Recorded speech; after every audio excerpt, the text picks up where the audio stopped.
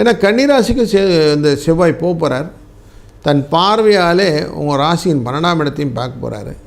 அது மாதிரி உங்கள் ராசியுடைய 4ஆம் இடத்தையும் பார்க்க போகிறார்.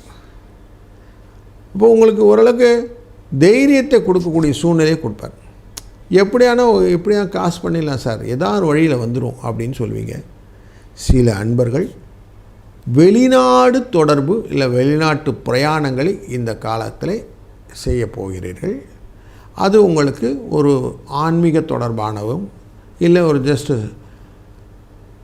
சந்தோஷமான சூழ்நிலையில் என்டர்டைன்மெண்ட் ரிலேட்டட் அப்படின்னு சொல்லுவோம் இல்லையா, அந்த மாதிரி போகிறதாகவும், சிலருக்கு தொழில் நிமித்தமாக போவதாகவும் அமையக்கூடியதும் இருக்குது அப்படின்னு தெரியுது.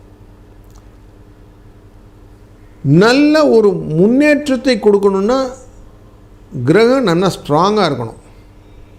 தனம் கொடுக்கக்கூடிய இடத்துல உட்கார்ந்துருக்கிறாரு சனி பகவான், உங்கள் ராசிநாதன். அதனால் என்ன பண்ணாலும்